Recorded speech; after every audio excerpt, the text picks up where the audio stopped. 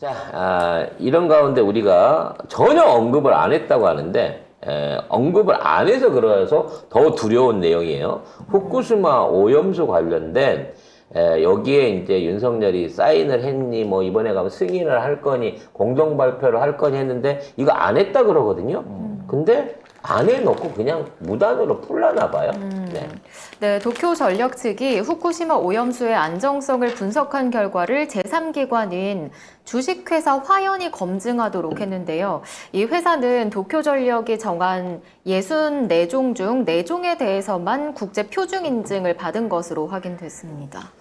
그러니까 윤석열이 그러니까 이거 얘기했냐 안 했냐 이러니까 대통령실에서 뭐 논의는 없었다고 했다가 뭐 안 했다고 했다가 나중에는 이거는 제3자 기관에서 안전한 것으로 보이면은 뭐 할 수 있다 이런 식으로 얘기를 했거든요. 그러니까 그 말 자체가 했다는 얘기고 그래서 박진을 불러놓고 물어봤어요. 너 화연이라는 데가 있는 거는 아니야. 거기서 검증할 능력이 없다는데 너는 지금 거기에서 검증하면 된다라고 지금 얘기하고 있는 거 아니냐라고 감사를 받으니까 알아보겠습니다 하고 입을 또 닫았어요. 이게 아예 모르는 거야. 모르는 척 하는 건지. 그러니까 일본이 얘기를 했겠죠. 이게 화연이라는 업체를 통해 가지고 이거 전부 다 인증 검사해갖고 내보낼 거니까 니네는 걱정하지 마. 그러고 통보만 한 것 같아. 근데 그걸 받아들였어. 박진희도 받았어. 그 내용에 대해서.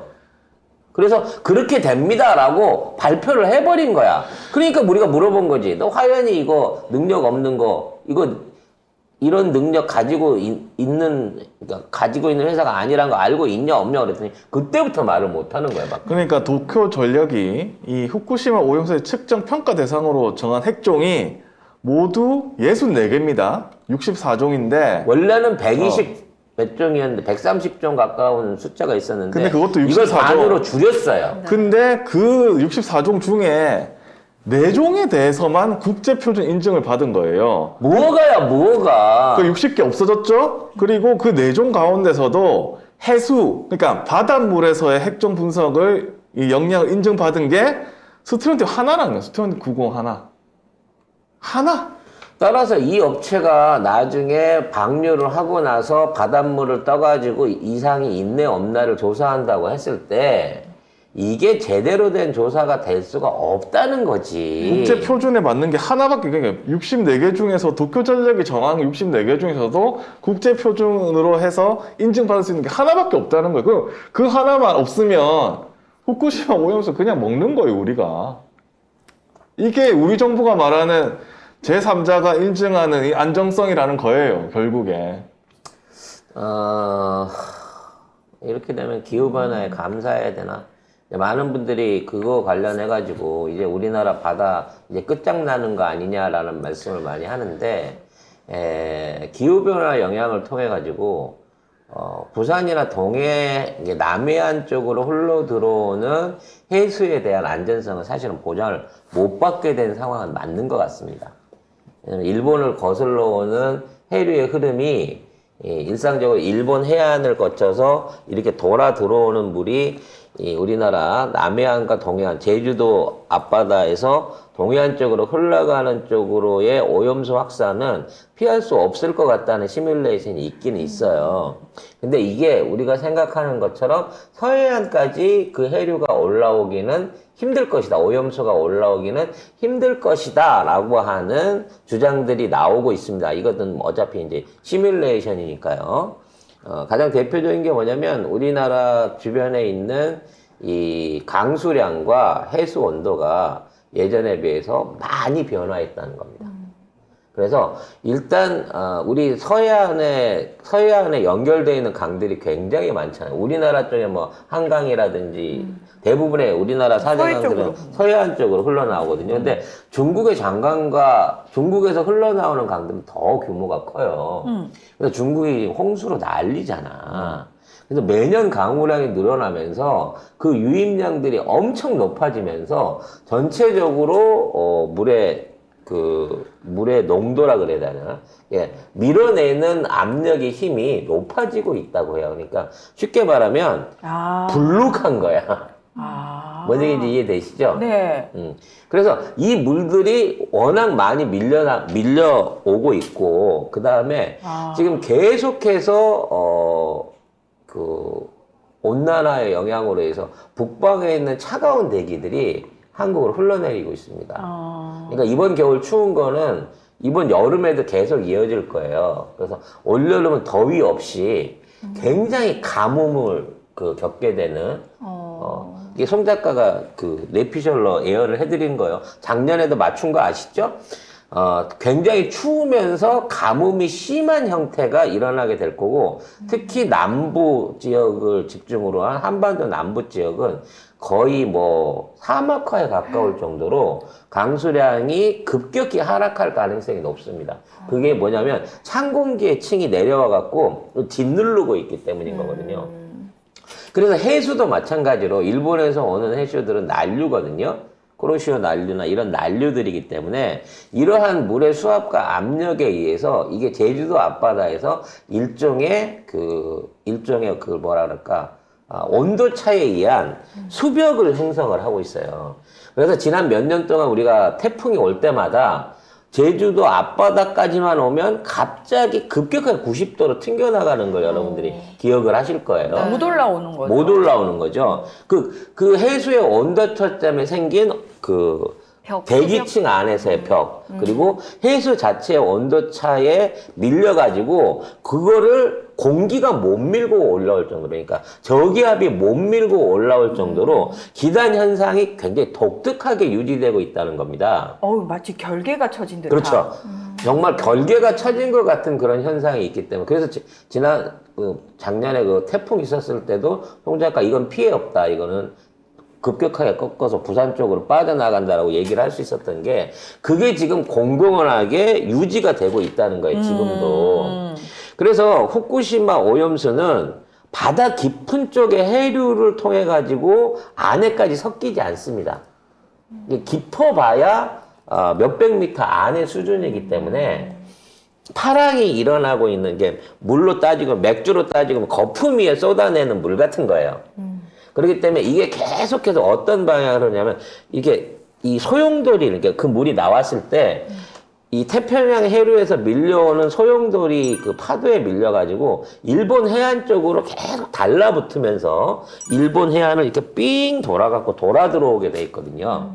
그래서 일본이 만일 이거를 진짜 깊은 바다로 파이프를 몇백 킬로를 빼가지고 실제 해류에 바닷물을 흐르고 있는, 물 깊은 바닷속을 흐르고 있는, 이거는 표층수의 온도와 상관없이 애초에 있는 해수의 온도로 흐르고 있는 거기까지 가서 물을 뿜어낸다고 치면, 이게 이 자체가 우리나라까지 우리나라 밑까지 파고 들어올 가능성이 있지만, 지금처럼 표층부에다 뿌린다 그러면 사실 이거는 우리나라에 오기 전에 일본 열도 전체를 전부 다 코팅을 하게 될 거예요. 이 물들이.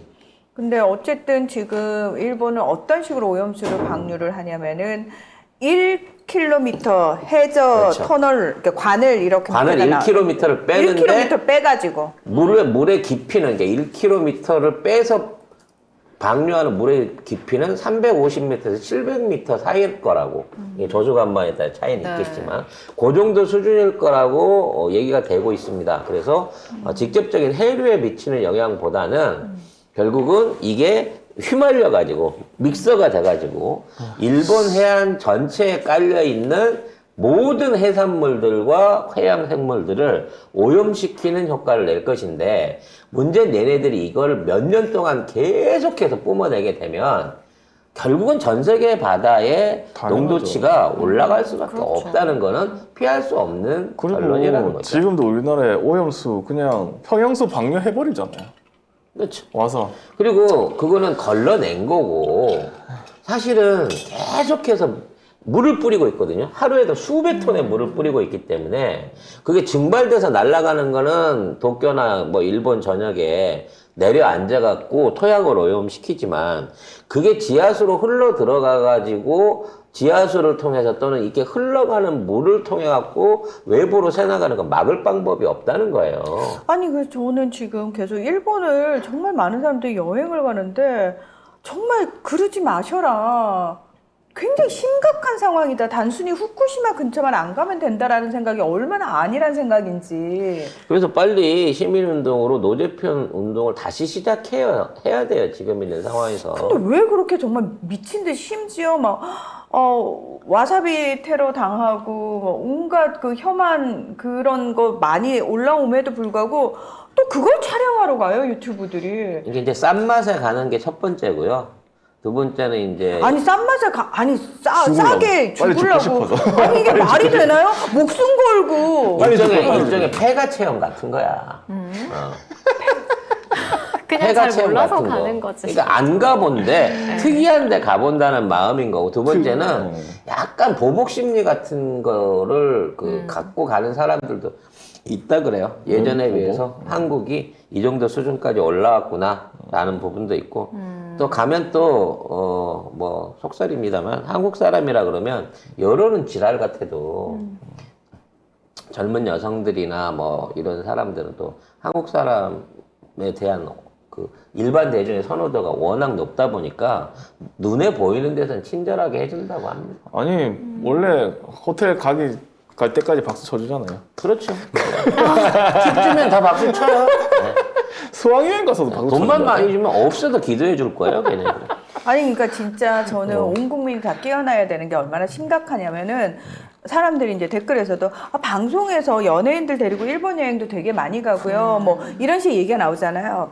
저는 우리나라 국민들이 정말 깨어났다면 사실 방송국 PD나 또는 방송국 쪽에서도 그런 협찬 들어오겠죠, 당연히. 여행사라든지 일본 대사관 뭐 어쨌든 그런 쪽으로 해가지고 일본 기업이든 어쨌든 들어올 거 아니에요. 그러면 내가 정말 의식 있는 PD다. 그러면은 이거 지금 의도적으로 일본 여행물 만들려고 협찬 계속 들어오는데 이 협찬은 심각한 겁니다라고 내부적으로 이미 말이 나와가지고 보이콧을 하는 움직임이 내부적으로 일어났어야 되는데 그게 안 정말 됩니다. 안 된다라는 건 뭐냐면 이래서 우리가 아직도 덜 깨어났다라고 얘기를 하는 겁니다. 근데 그런 거는 PD가 어떻게 할 수가 없는 게 일단 방송국에서 광고비를 받아요.